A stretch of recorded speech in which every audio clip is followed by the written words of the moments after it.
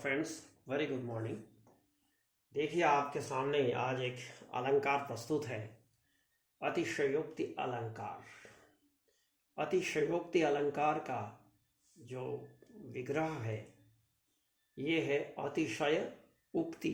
अतिशय का मतलब होता है अत्यधिक, उक्ति माने कथन, अत्यधिक कथन यानी बहुत बड़ा चढ़ करके किसी बात को कहना, ये अतिशयोक्ति है।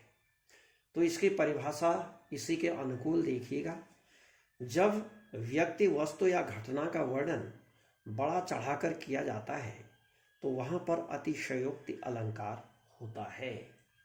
यानी किसी घटना को, यानी किसी व्यक्ति के बारे में या किसी वस्तु के बारे में बहुत बड़ा चढ़ा करके अगर हम कहते हैं, जितना वो है उससे ज़्यादा उसके बारे में कहते हैं, तो वहाँ पर अतिशयोक्ति अलंकार होता है। तो इसका उदाहरण देखिए।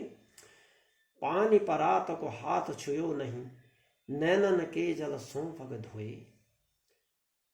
बच्चों, ये प्रसंग उस समय का है जब सुदामा भगवान श्री कृष्ण की नगरी में पहुंचे और भगवान श्री कृष्ण के महल में किसी तरह पहुंच गए तो उनका स्वागत, जैसे कि वो गुरु के आश्रम में एक साथ पढ़ते थे, सहपाठी थे, गुरु भाई थे, तो उस समय से उनकी मित्रता थी।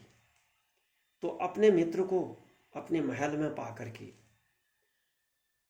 वो उनका स्वागत उनके चरण पखार करके, उनके चरण धो करके करना चाह रहे थे।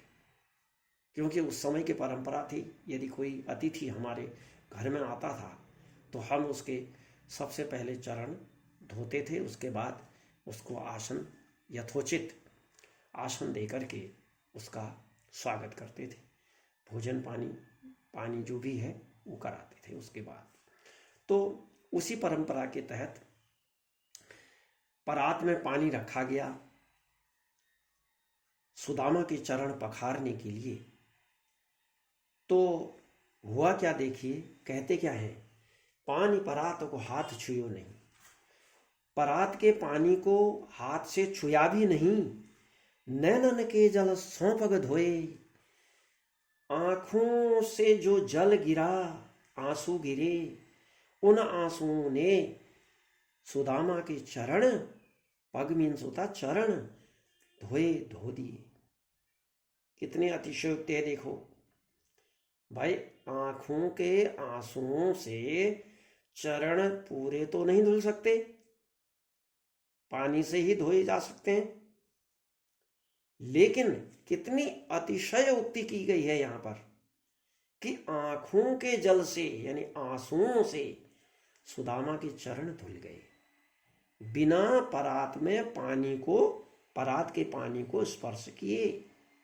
तो ये अतिशयोक्ति की गई है यहाँ पर। देखिए, बहुत बढ़ा चढ़ा करके इस बात को किया गया है। तो यहाँ पर जो है अतिशयोक्ति अलंकार है। तो dear students who are appearing in high school or intermediate board examination this year,